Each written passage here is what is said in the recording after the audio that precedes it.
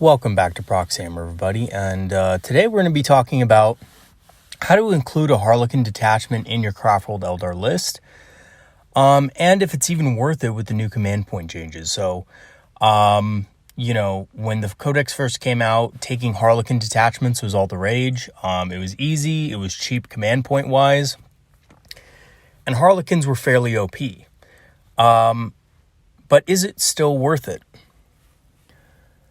Considering that not only did Harlequins get a bit of a nerf, but the command point change went from 12 to 6, and we have much less to work with now as far as command points. Which means that not only are people going to be taking a lot less detachments in general, but Harlequin detachments might actually become a liability or sometimes impossible to include within our armies. So we're going to be talking about whether or not it's still worth it to invest in one. So first, we're going to be talking about how to include a Harlequin detachment in your Craftworld army, for those of you who are still interested in doing that. It is still something that is kind of cool. Harlequins are very awesome models. We're going to be talking about what units you should consider including when you have your detachment. And we're going to be looking at a very simple example of a Harlequin detachment that is also very effective. And we're also going to be looking at, of course, the stats, weapons, and special rules of the units in the example. So, right off the bat, if you want to take a Harlequin detachment, you have to spend 2 command points for what's called a patrol detachment, in addition to your primary detachment. So whether it was a battalion or etc. Now, usually this is going to cost you 2 command points, which means you'll only have 4 left to spend on other things like Phantasm, Seer Council, Webway Strike, and so forth. And this will only leave you, unfortunately, with 4 command points left in Strike Force games. However, patrol attachments are pretty cool because they're not a lot of requirements. You only need 1 HQ and 1 troop minimum to be able to field one. So it is fairly easy points-wise to field a patrol detachment, but it's not so easy command point-wise, unfortunately, now with the new changes. But if you do want to field one, there is a special rule called Traveling Players, which incentivizes the use of Harlequins in your Craftworld list. So basically what this rule does, it allows you to take a Harlequin detachment regardless of mission, and does not prevent your main attachment from using Craftworld traits and army abilities. So for example, because there's conflicting keywords in your army as a Battleforged army, normally under normal circumstances, your other detachment would lose all special abilities and so forth. But if it's a Harlequin detachment, because of Traveling Players, it's kind of like, because these guys work together all the time, they're in separate offices basically. Harlequins work in the back and in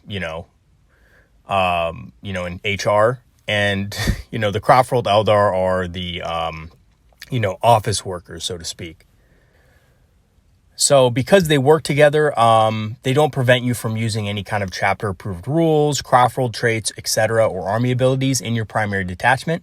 And these guys can also benefit from their own special abilities that they can get as well, from pivotal roles or things like the Sidith special rules and stuff, like Light, Dark, and Twilight, and so forth.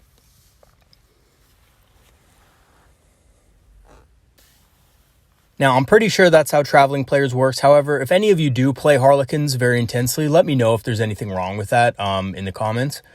I'd be very grateful if you could look at that for me. But I believe that's the case. Your primary detachment can still use all the special rules that your army has. And so can, the Harlequin Patrol. So, what Harlequin units should I consider including within my list? Now, just a general kind of overview of each unit. The Troop Master is a good combat unit that also gives unit buffs.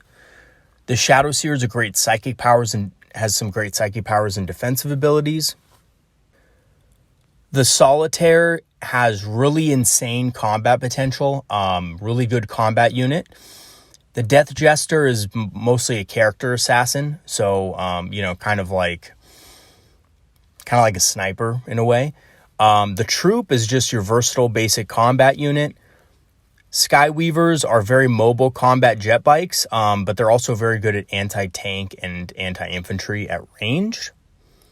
The Starweaver is a fast, open-topped transport, pretty tough to shoot at, but when you get in range of it, if you get within a certain range, it's kind of fairly weak. So unless it's buffed up with, psychic powers of the faction, which I'll go into, it's very easy to kill. Same with the Void Reaver, except the Void Reaver just had a recent nerf, is much more expensive, but is a heavy anti-tank, anti-infantry killer without the transport capacity. So what I'm going to give you guys is an example of a Harlequin detachment that's very effective and easy to fit into any list. It's very simple and easy to play for Harlequins, because Harlequins are honestly a difficult faction to play. They have a lot of special rules that you have to remember. And they're very oriented on utilizing hit and run tactics and tricks to be able to win fights. So it's extremely versatile as well. And it's not too expensive dollar-wise. You don't have to shell out hundreds of dollars for this detachment because it's very simple and it'll get you started. It gives you also good insight into most of the Harlequin special rules. Because it utilizes most of the Harlequin special rules and stratagems. And also, lastly, it's very effective. Especially in a Craftworld list where you already have a lot of Craftworld units, this fits in very nicely. Now, I have used this a few times myself, and I've really enjoyed using it. I have not branched out too much more outside of this. I don't have the Skyweavers, for example, the jet bikes. But what I can tell you is that in this patrol detachment, we have a Shadowseer, and the Shadowseer is from the Light Sideth and has Mirror Architect for its pivotal role, with Fog of Dreams and Mirror of the Minds. That's 125 points. We have 5 troop members, with one with Harlequin's Kiss, one with a Harlequin's Embrace, one with a Harlequin's Caress, to unlock the special stratagems that they have. And that is 80 points. And then we have the dedicated transport, the Starweaver. This is just to transport both the Shadowseer and the troop at 95 points. That comes with 2 shuriken cannons. Not a bad firing platform, but mostly just a transport. And that's a total of 300 points. So not a big investment in your army. Now, there's 2 things you can go with for your army bonus for this patrol. You can do the Light Sideth, which increases survivability by making attacks harder to hit. And your models are able to move, advance, and then shoot with no penalty. This is a very effective use of your patrol detachment. And the Twilight, which basically gives you more attacks and increases consolidation distance. Personally, you can choose either one based on what your preference is. I like the Light Sideth better. But it's up to you which ones you want to choose. They're all pretty decent, including the Dark one, although I think the Dark one has less potential in a patrol. Now, the Shadowseer is a fast psyker with good combat potential for a psyker. And at 100 points base, it's very well costed. It has great combat stats and a decent leadership. As for its ranged and melee options, has a good melee weapon at the Mist Stave, which gives it +3 strength, -1 AP, and D3 damage. Not bad for a psyker. And it has a decent range weapon. The Hallucination Grenade Launcher is not bad. I mean, it's not going to kill a lot, but it can do a couple mortal wounds here and there if you're lucky. Typically, it'll only deal 1 mortal wound, but that's still better than nothing. And for 5 points, you can get a Neuro Disruptor, which I actually don't think is very worth it. Just does 1 mortal wound in damage, usually. The Harlequin's Panoply is an ability that gives the Harlequins a 4+ invul save, and they can move through other models and terrain as if they had the fly keyword, essentially. And they're harder to hit as enemies in melee with them are at -1 to hit. So this can make them very difficult to root out in melee combat, especially with hard-hitting enemy units that maybe don't have a lot of attacks. They have the Rising Crescendo ability. They can advance and charge in the same turn. They can also fall back and still shoot and charge. So this is a very good ability for, going in there and then getting a new engagement if you need it.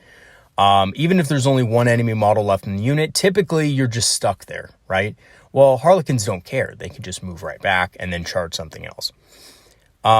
Also, friendly Harlequin core units are harder to wound while within 6 inches of the Shadowseer, making them even harder to kill. So not only are they -1 to hit, but with the Shadowseer, they're -1 to wound. Also, the Shadowseer knows and can cast 2 psychic powers and can deny 1 psychic power. So very powerful psyker, in fact. Almost on the realm of the Farseer, but just a little better in combat, a little less better at denying the witch. But the powers are very effective for Harlequins. So Mirror of the Minds is one of the ones that I chose for this list. Now, this is a great psychic power because it can rack up mortal wounds very quickly if you roll well enough. It's essentially a roll-off, but you have a slight advantage because basically you can draw that roll-off and still keep winning, basically. So if you roll a 3, your opponent rolls a 3, you can keep rolling. I've actually gotten this to 6 mortal wounds before, much to my opponent's dismay. So, it might be worth doing that, taking this power. Now, I actually like this power a lot on a patrol detachment because it gives you a little bit more punching power before going into combat, gives you a little more mortal wound damage so that you can deal with the different enemies that your Craftworld units might have trouble going against. Things with heavy invulnerable saves or heavy armor, or units that are slightly hidden from the rest of your forces. Fog of Dreams, on the other hand, makes your unit extremely hard to target, and especially when combined with the Light Sedeth, Mirror Architect, and other range debuffs, this can make it extremely difficult. So basically what this does is you choose a friendly unit within 12. That unit cannot be selected as the target of a range attack unless the enemy is within 12 inches. So that makes it insanely hard to actually shoot at that unit. So typically you would start by casting it on the transport the first turn so that they can't shoot. Excuse me, I'm mistaken, not the transport. The models inside of the transport, you would cast it once they disembark and charge the unit, so it makes it harder for other units to shoot at you. Now, the Mirror Architect ability is an aura, and basically use it in your command phase, and one unit, has to be a core unit, is harder to target with ranged attacks. And Mirror Architect makes it even harder to do so, especially combined with the Light Sedeth and Fog of Dream psychic power. The unit is considered to be an additional 6 inches away from the shooting model. So essentially, the only way that enemies can target you is if they're very close. Other than that, they're going to have real problems being able to hit you or do any damage with ranged weapons at all while this is in effect. Now, on to the bread and butter of this patrol is the troop. So, the troop is really fast, has a lot of attacks. They're base 13 points, which is not that expensive for what you get. You get really great weapon skill, speed, a lot of special rules, 4 attacks apiece, and they're honestly, pretty durable because they have a 4+ invul save, which we'll go ahead and talk about in just a second. Now, the weapons that they can choose are also very powerful. Harlequin's Caress, Kiss, and Embrace are all the same. They give +1 strength, -2 AP, damage 2. But more importantly, it gives the unit access to 3 unique stratagems that can push the unit's damage to new heights. Basically dealing a lot of mortal wound damage and just severely crippling enemy units. And honestly, I've used this against a lot of hard targets, and those targets go down hard. So these guys are very hard hitting, especially with those stratagems. The Harlequin's Blade is what they come with normally. This is not a good weapon, but it does give them 1+ attack. So the couple of Harlequins in your units that you don't use those, special weapons with will have a couple of additional attacks to make up for it. Honestly, I usually just leave this on at least one model. But it's really up to you. I mean, you could upgrade all of the rest of your unit with Harlequin's Kisses and Embraces if you want. But truthfully, I just think the minimum number is fine. Now, with the Harlequin's Panoply, just like before, you get a 4+ invul save. You get basically you can move through terrain and other models as if they had fly, and they're harder to hit in melee at -1 to hit. So all Harlequins have this ability, and the troop is no exception to that. They also have Rising Crescendo. Now, it's probably more important on this unit than it is the Shadowseer because they can declare charge in a turn which they advanced. And they can also fall back and still shoot and charge in the same turn. And because they have a really high movement, and the fact that they could just, use a command point to make the advance roll a 6, they can advance and charge really far and actually, surprise a lot of enemies after doing so that thought they were safe, especially when moving out of a transport. Now, this ability, Harlequin Weapons, is just the ability that grants access to those 3 unique stratagems I talked about for the Harlequin's Kiss, the Harlequin's Caress, and the Harlequin's Embrace. This gives them access to those stratagems so that they can use them against enemy units, because it gives them that certain keyword that they need to be able to do so, essentially. Now, onto the stratagems that they have, we're going to start off with Haywire Charges. So Haywire Charges is somewhat effective against vehicles if you're within 6 inches, but it's rather short range. It only does D3 mortal wounds. I don't think it's going to be worth the command point, especially with the changes.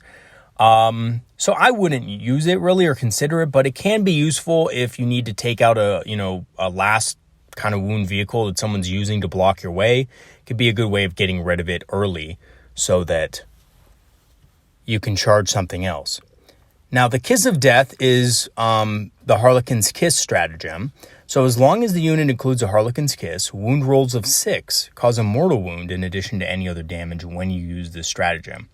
Very powerful. However, it does cap out at 6 mortal wounds, but it's a really fantastic way to cause additional damage and is excellent against harder targets because it doesn't specifically say that you can't have it against, monstrous creatures or vehicles or anything like that. Unlike the Mandiblasters, which only work against infantry, basically. So, a Deadly Embrace is if you have a Harlequin's Embrace, and basically what this does is before combat starts, once you charge in, roll a 4+ for each model in your unit prior to attacking. It does cap out at 6 mortal wounds, but that won't be an issue with this unit because it's only a unit of 5. But on average, you'll probably do about 2 to 3 mortal wounds to the enemy unit before combat, and you can actually stack this with the other 2 stratagems. Now, however, I'm going to talk about this in a second, but you cannot stack the last stratagem I just talked about with the Harlequin's Caress, and you can't stack the one with the Harlequin's Kiss together in the same turn. So, but you can stack a Deadly Embrace with the other 2, and it can net you a couple more extra mortal wound damage if you need it. Now, Oblivion's Caress, sorry, I said the Kiss one, but Oblivion's Caress, basically a little bit more expensive command point-wise, but the unit's attacks ignore invul saves. This is excellent against enemies that rely on invul saves but don't have a high armor value. And remember, unfortunately, you cannot combine this with Kiss of Death, so you have to choose which one benefits you more at that time. So typically what it is this one would be better against lighter targets with invul saves, and the other one would be better suited for heavy armor. Now, the next one, Murderous Spectacle, basically allows the unit to add 1 to the damage characteristic of melee weapons that they're equipped with. This makes them exceptionally deadly against things like Terminators, makes them exceptionally deadly against high toughness creatures, things like Tyranid Warriors, for example. Regular Space Marines, of course, will go down very easily to this as well. But it's probably a bit of overkill on them. I would simply save it, to be honest with you, for harder targets like Terminators, Centurions, Warriors, or Tyranid Warriors, and probably some of the new Chaos monstrosities that are coming out, like Possessed.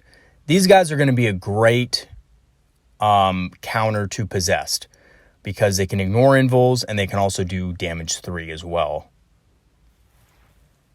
with a bit of investment. War Dancers is really expensive, basically makes the unit fight twice after, kind of the fight phase is over. I think this is mostly not needed, but it can help you to finish off a target you failed to kill. Not really worth it in my opinion though. The command cost is really high, and in most cases the unit you hit will either be dead or your unit would have taken casualties, making this stratagem less effective. So in general, I would only use that in really extreme circumstances. Now, Virtuosos of the Webway, probably one of the most frustrating command points command points you can spend for a stratagem for your opponent, because if you find yourself in a bad position and your opponent's kind of has you cornered, they can simply just be placed back in strategic reserves and pretend like nothing ever happened. So this, I've used this a couple times on my opponents, and they have gotten really upset with this. Or, at least annoyed with it, that I can actually do this with the unit. So very powerful ability, protects the unit after they charge in and deal their damage against a target.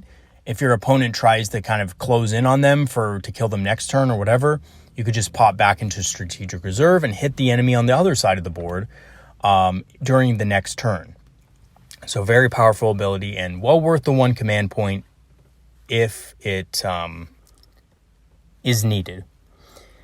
The Curtain Falls is a way that the Harlequins can jump back into the transport they just got out of during consolidation. So basically you charge into a unit, you move your transport up alongside that combat, and then during consolidation, use this command point and they hop back into the transport as if it was your movement phase. Very powerful ability, and another way to make it harder for enemy units to then shoot that unit of Harlequins inside the transport. Segorak's Jest. I don't even know if I pronounced that right, but basically this keeps your Harlequins engaged and prevents them from being the target of shooting attacks when enemy units are falling back. So let's say that enemy unit's like, okay, well, I'm going to get out of here. There's 1 model left in the unit. They're like, okay, I'm going to shoot up this Harlequin squad, something fierce. Okay, so he falls back, and then this ability allows you to basically chase him down and stay in combat so that you're still safe from shooting attacks. This can be very powerful, but it does cost 2 command points if you want to do that. 1 command point if you want to shoot him in the back. I would suggest not shooting him in the back because it's kind of worthless. I would suggest probably just going with the 2 command point upgrade and staying in combat with him. I think that's probably the better move there, so that they can prevent, getting shot at and things like that. Harlequins don't really like to get shot at, and that's why they have a lot of abilities to prevent it.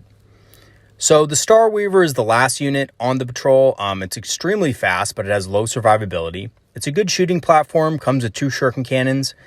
At 95 points, it isn't actually terrible in combat. It's pretty decent in combat, but it is on the expensive side for a transport like this. In comparison to, for example, the Venom is only 65 to 75 points. So this is quite a bit more expensive, but you get a lot more for it. Like all vehicles, it does explode. However, it has a 4+ invul save due to hollow fields, which is a little more powerful than its Venom counterpart. It's also a hovering model, so distances are measured to and from this model's hull or base.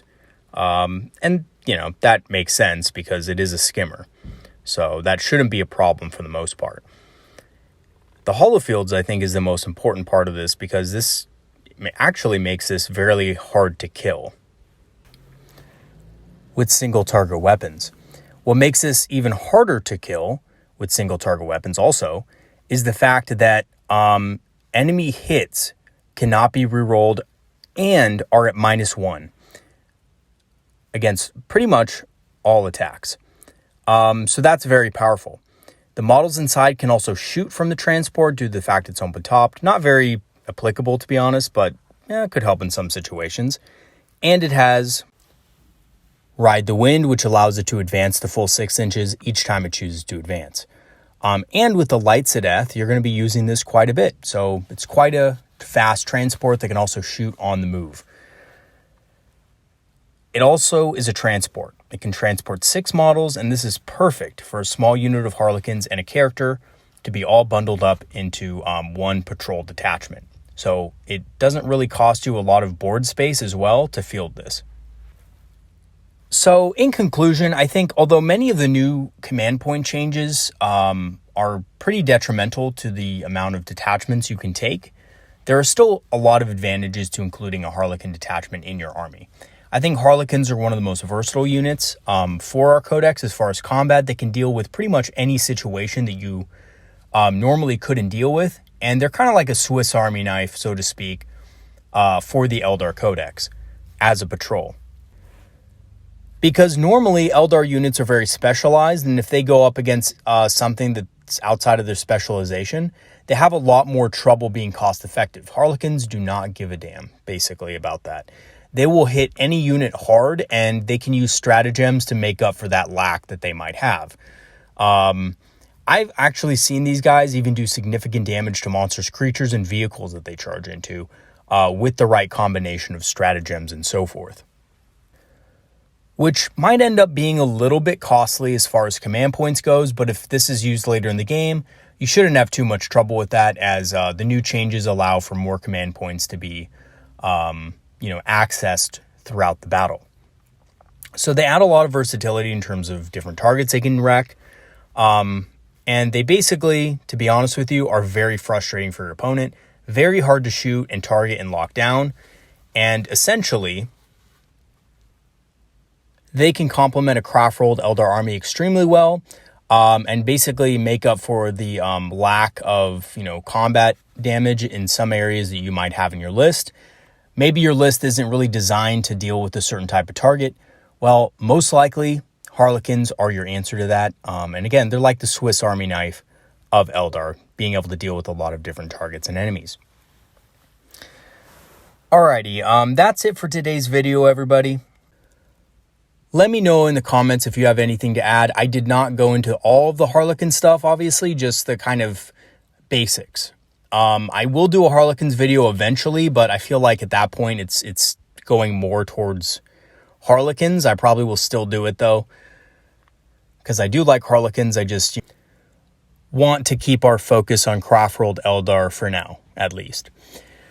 All right, everybody. Peace out. See you guys later. Have a good one. And again, remember to leave, comments in the comments section if you have anything to add to my video.